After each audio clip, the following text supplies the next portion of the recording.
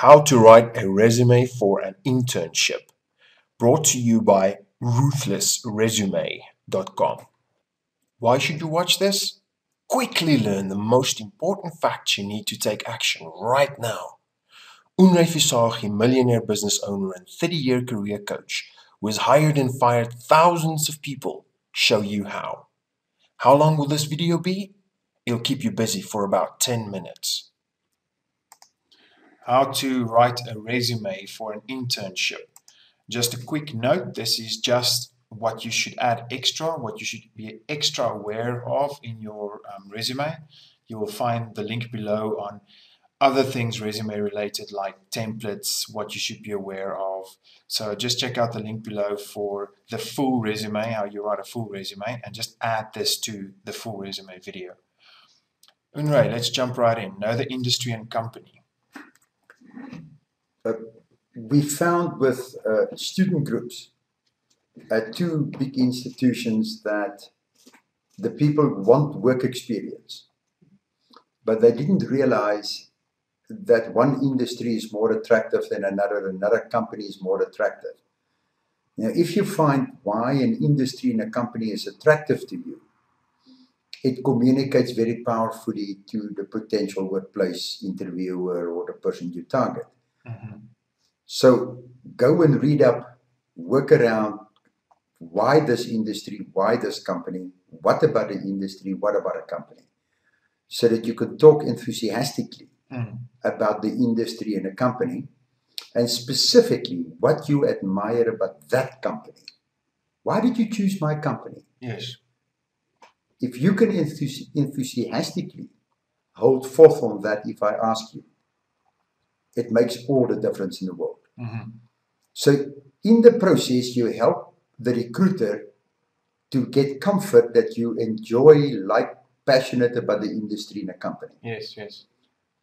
They would give you work experience for their reasons, typically because that's also a fertile ground for hiring new employees. Mm-hmm. So they are cautious to whom they give internships, we found. Okay. So to help the recruiter, you also should clearly demonstrate that their company is your preference. Mm-hmm.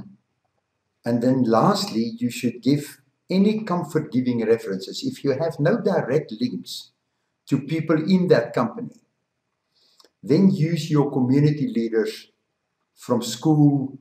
If you did church, then church. Sport leaders, sport coaches. Sport coaches are actually often more powerful than even your school teachers. You may also have family members with high standing. They are also valuable as references. It says to me that you are anchored, you are safe. It gives me comfort as interviewer that I want to talk to this person because this person knows why he wants the industry and company, where they're going, knows why he wants to come and do an internship. You've got to state your preparedness to do virtually anything. Make coffee, make tea, carry books.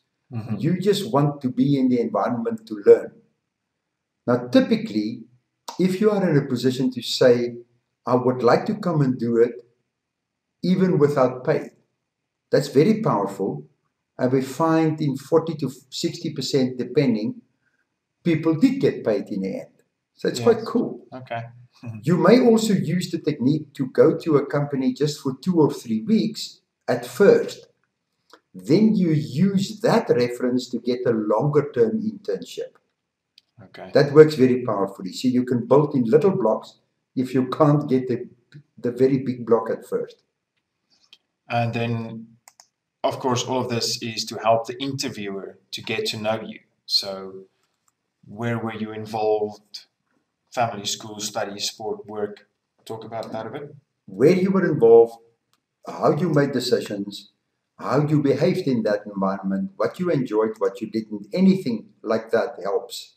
Mm-hmm. It also helps that you avoid the wrong internship, which Yes. is almost as important as getting the right one. Yes, yes. But even an internship makes a big difference to your life earnings. It is the beginning of the rest of your life. Every day is. Absolutely, yes.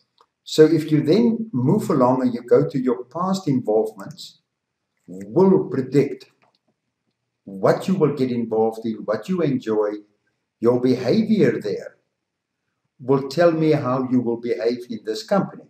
It's not good or bad. Yes. It's just whether it fits or not. Absolutely. It's just So it helps you get the right thing as much as it helps you avoid the wrong thing. Again, helping the interviewer to get to know you. Then you mentioned it's important to mention things like hobbies and sport that you were involved in a specifically internship type resume. You can tell them that you are willing, you are able, you are manageable. You can tell them all those things. Mm-hmm. But if you give me facts, Mm-hmm. situations where you were involved, what you experienced, where you lost a little, where you gained a little, now I get to know you. Yes. And you will find right through your life, there's also a golden thread of how you got involved and how you make decisions. Uh-huh. And in your whole document, you will show that golden thread very clearly if you prepare it properly. So it will help them to ask you questions then in those situations, which you've chosen, about good situations and bad situations. And what did you do? How did you respond? How did you overcome? What did you enjoy? Those are things that helps the interviewer getting to know you. Mm-hmm. And to help place you in the right place. Mm-hmm. Yes. For the internship. Yes. And the more you can expose, the more you can help them understand what you are about, the better chance of getting the internship and getting the right internship both. Just a side note from me, we mentioned the term golden thread here. We, in our product ruthlessresumes.com, we help you develop your golden thread, which is extremely important. You need to pull your golden thread right through your cover letter, resume, and the interview. And that applies to your internship, interview, resume, and cover letter as well. So link below again. And your resume must be clear on personal traits, again, to help the interviewer to get to know you, right? You know, now personal traits could be a day's event, but to keep it brief, it's primarily about your core interest. Is it more people, more things, or more facts, data, detail? And you will find that you've shown a preference to one of the three, although you obviously would have touched on all three. Yes. Now, it helps the interviewer to get to know you and to place you in the right place for an interview. Now, this people, things, facts, data, interest, the three, will come out in how you participated, where you participated.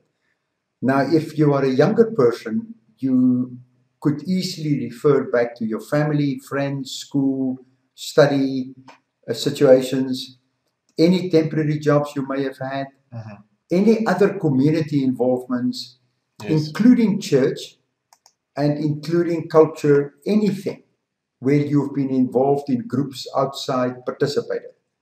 What was the roles they entrusted to you? Okay. And of course, if you get stuck, many people don't have those words to describe themselves. You say there's many online resources, online assessments that we can go and do to get those words. Interest assessments, behavior assessments, aptitude, and so forth. Now, fortunately, they are available as open resources, which I find in this purpose more than sufficient. Yes. And not as complex as some of the formal, expensive resources. So it's available, it's on the web. Look for interests, aptitudes, assessments for interest, aptitudes, and so forth. And of course, we will add a link below to a list of these resources. In conclusion, apply these guidelines and your resume will get noticed. Urgent warning. Do not implement this advice and your resume will become just another insignificant in the pile of hundreds destined for the bin. Take action now. Write a resume that gets you the right job.